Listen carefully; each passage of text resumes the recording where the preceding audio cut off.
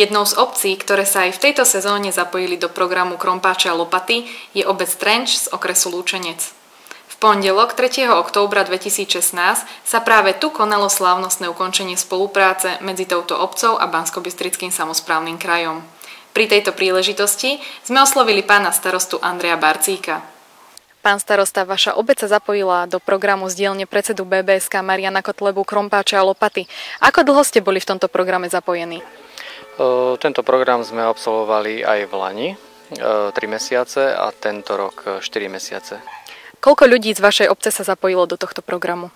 Takže aj v lani, aj tento rok sa do programu zapojilo, alebo sme zapojili 5 ľudí, kdežto vlastne pri tých 5 ľuďoch, ako my aj sami, tí obyvatelia a pracovníci povedali, že sme vlastne doniesli do 5 rodinám chlieb na stôl, lebo je iné žiť zo sociálnych dávok a iné zo mzdy. Prečo ste sa rozhodli do tohto programu zapojiť aj napriek tomu, že vláda Slovenskej republiky zmenila zákonník práce, čím nám realizáciu tohto projektu takmer úplne znemožnila? Vidím minimálne 2 výhody tohto projektu, a to je bezpečnosť cestnej premávky na cestách, ako sú naše, ktoré boli značne zarastené a tým pádom viditeľnosť zvery bola malá až nulová, a samozrejme aj zlepšenie ekonomickej situácii tých ľudí, ktorí do podobných prác sa zapoja. Ako celkovo hodnotíte tento projekt?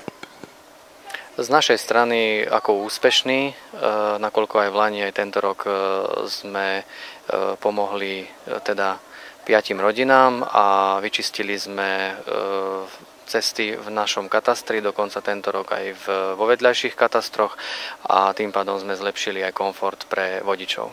Privítali by ste túto formu spolupráce zo strany BBSK aj v nasledujúcom období?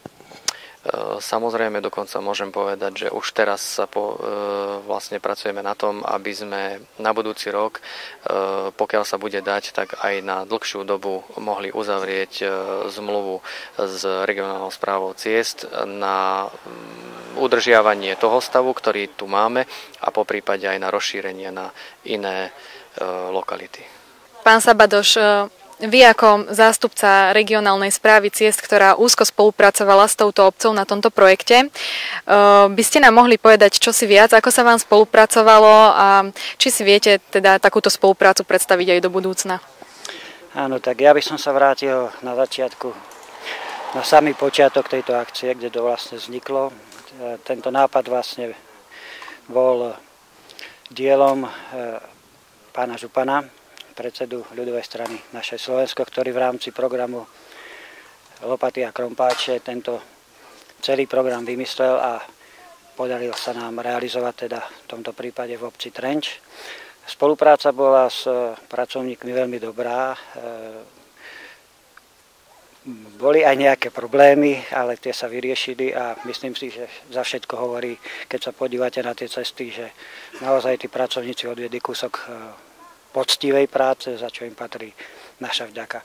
Ja dúfam, že ten program sa bude realizovať i ďalej, i v nasledujúcom roku. Bude to závisieť samozrejme od okolností, ktoré proste nastanú. Pán Berky, vy ste boli jedným z aktívnych účastníkov, ktorí sa do prác zapojili. Čo konkrétne podľa vás tento projekt priniesol vám ako osobe, ale aj vašej obci?